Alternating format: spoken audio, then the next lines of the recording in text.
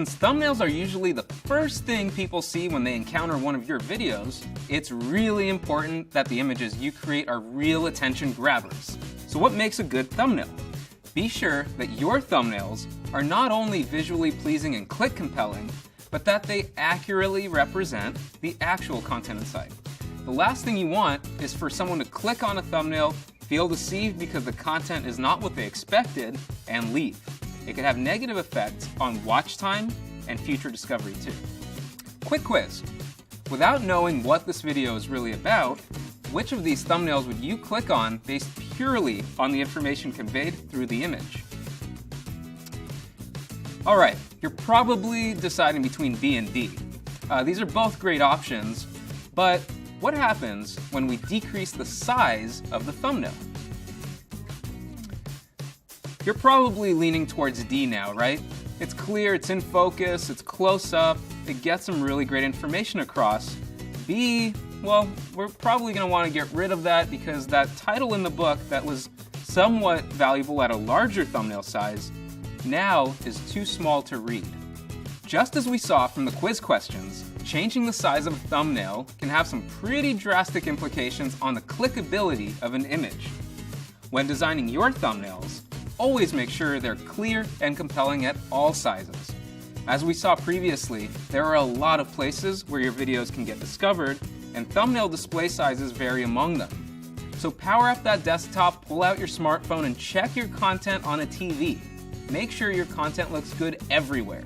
While thumbnails are a powerful visual representation of your videos, they never exist in isolation. Video titles accompany all thumbnails and help audiences decide what to watch. Let's shift gears and explore what makes a great video title. It's really important that you think about your titles and thumbnails as complementary marketing elements that work together to tell a cohesive story about your content. Present the most relevant and important information first, so your audiences and YouTube's discovery systems can easily categorize and make sense of your content. Title-thumbnail combinations can make all the difference in how your content is discovered. Tweaking your title-thumbnail combinations ever so slightly can have some pretty striking effects on the story that teases your actual content. As we go through the following exercise, notice how the story of this all-yellow thumbnail changes as we alter the accompanying title. Here we have an all-yellow thumbnail with a title that says, "How to Brighten Up Your Room." What kind of story is suggested with this combination? Personally, I'd expect this to be a how-to video teaching me how to paint a room yellow maybe. And if I didn't get this type of information after clicking on that thumbnail, there's a decent chance I'd leave because it didn't meet my expectations. Let's move to our second example. Same thumbnail, but now the title reads, "Mustard Factory Explosion." What kind of content is suggested here? It's probably not news because the thumbnail is pretty silly in this context, so perhaps it's more of a comedy piece. If I clicked into this one and saw a video reporting the gruesome aftermath of a real factory explosion, there's a very good chance I'd feel really uncomfortable and leave immediately. Alright, same yellow thumbnail, now the title reads, "This is not yellow." This definitely challenges some of my most basic intuitions about colors. After all, the thumbnail certainly appears to be yellow as I know it. This seemingly contradictory title-thumbnail combination feels like it might be teasing an educational video, probably one that dispels a popular belief. And that is, in fact, exactly what it is. This is an actual science video created by Vsauce explaining how three primary colors, red, blue, and green, combine to create what the human eye interprets as the color yellow. When packaging content, it's important to be cognizant of the story you're conveying to your potential viewers. Always ask yourself, how well does the actual video match the story that my titles and thumbnails convey?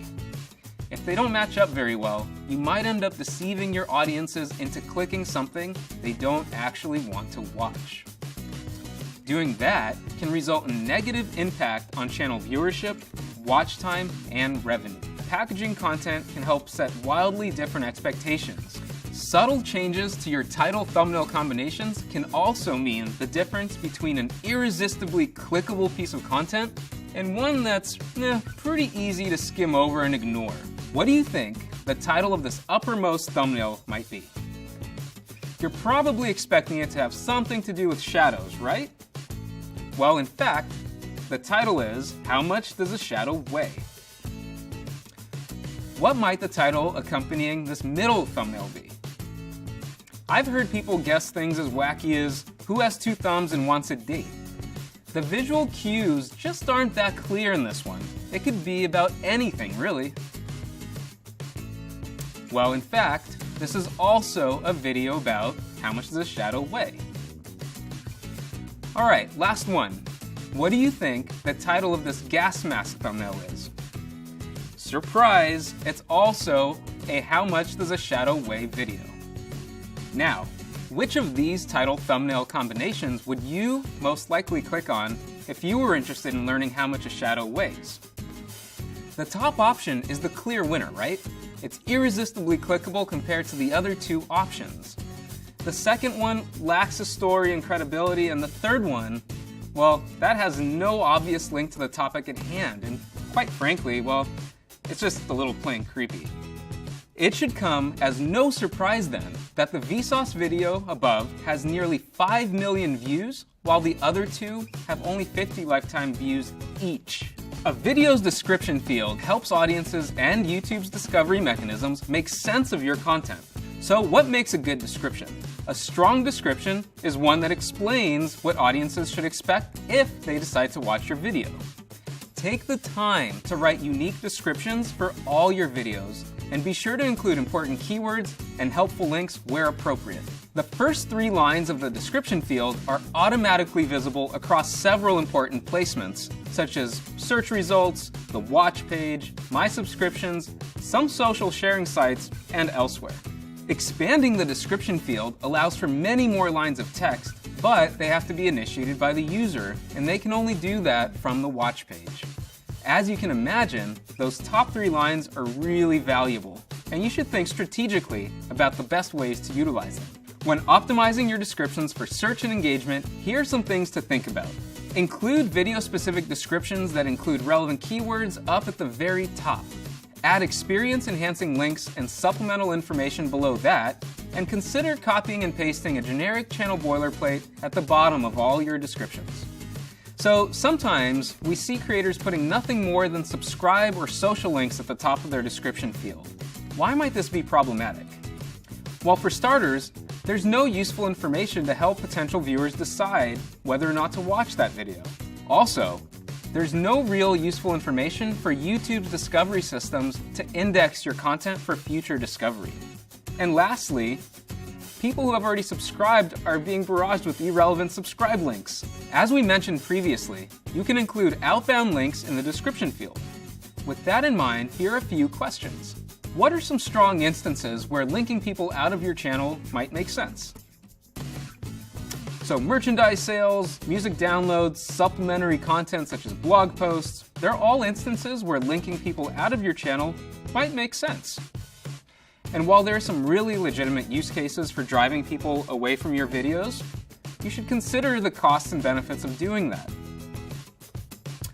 With that in mind, what's one very important success metric that can decline if you drive people off of YouTube? Watch time can decrease if you drive people away from your videos. And if watch time decreases, which 2 very important discovery mechanisms can be negatively impacted as well? If you chose YouTube search and suggested content, you're absolutely correct. If you decide to implement an outbound linking strategy on your videos, whether they be through description links, annotations, or otherwise, you can always use YouTube Analytics to measure the impact of doing so. Under the Views report, select traffic sources and filter those sources to examine your YouTube suggested video and YouTube search traffic. Let's take a look at this graph. In this first graph, the vertical line represents a change in strategy where a channel implemented outbound linking. While we see a slight change in search and suggested viewership, those changes are pretty slight and they may be very well acceptable to the channel manager. Now, looking at the second graph, we see a very clear reduction in search traffic. In this instance, the channel manager should give some serious thought about the cost and benefit of the outbound linking that they're doing.